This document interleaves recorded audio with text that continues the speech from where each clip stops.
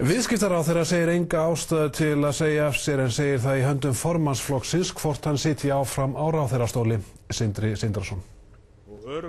Háværar raddir eru að viðskiptaráðherra verði settur af. Ekki mjög kunnugt það, mér hefur ekki verið tilkynnt neitt slíkt og efast að þær heimildir hafi mikið fyrir sér. Ingibjörg sagði í kvöldfréttum okkar í gær að hún útilokaði ekki ráðherrabreytingar áður en árið á enda. Björgvin ekki hræddur sína stöðu. Nei, ég ekki hræddur eitt eða neitt. Formaðurinn fer með þetta vald og hún hefur sagt að hún að skoða þetta eins og svo margt annað og það kemur bara ljós hvaða niðurstöðu hún kemst að. En þau eru ótal mörgum málin, Björgvin, sem að þú hefur ekki vitað af. Finnst þér engin ástæða til að segja af þér? Hvaða mál eru það sérstaklega? Björgvin vissi ekki þjóðnýtingu Glitnis fyrir nánast var búið að ganga frá samningnum. Hann vissi ekki af uppsögnum innan Landsbankans og að kjör starfsmanna myndu skerðast fyrr en eftir á. Laun Kaupþingsforstjóra komu honum á óvart. Hann vissi ekki af persónulegum ábyrgðum stjórnenda Kaupþings vegna hlutabréfakaupa í bankanum og hann hefur ekki hitt og fundað með Davíð Oddssyni seðlabankastjóra í ár. Þú getur líka talið upp nokkur þúsund mál sem ég vissi allt um. Þannig þetta bara eftir hvaða sjónarhorn þú velur þér.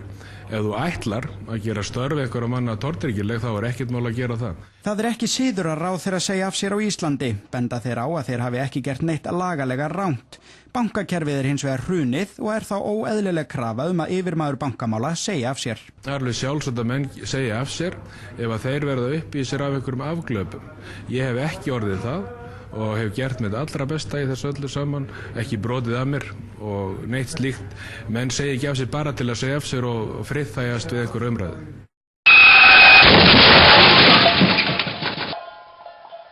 Ég hélt á hér forðum að Guð og gæfan myndu gerum mér afbragðsmann.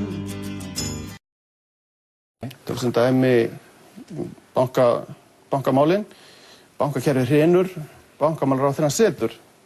Það auðvitað ekki sanngjarnt að segja að hann hafi orsakað hrunið. Nei. Það náttúrulega, þetta engum í hug. Það breytir engum það.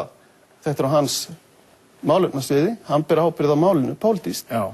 Og pólitísk ábyrgð ekki lagaleg ábyrgð. Hún segir ekkert sekt. Nei. Hann ber bara ábyrgð á málinu.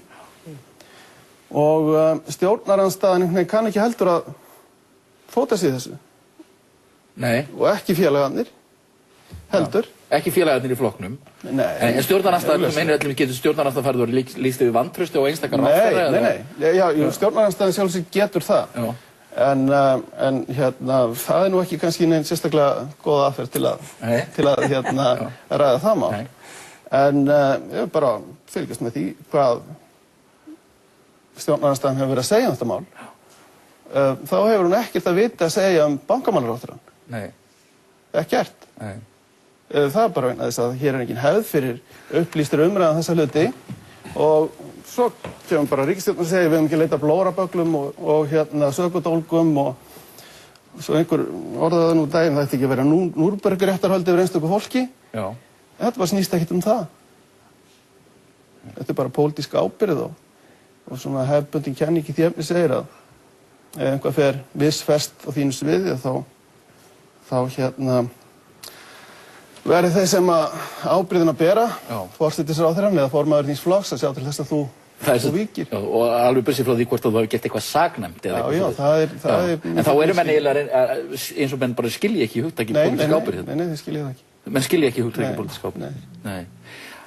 Ég réttur og sléttur rævill, já rævill sem ekkert kann. Ég hélt á hér forðum að Guð og gæfan myndu gerum mér afbragðsmann.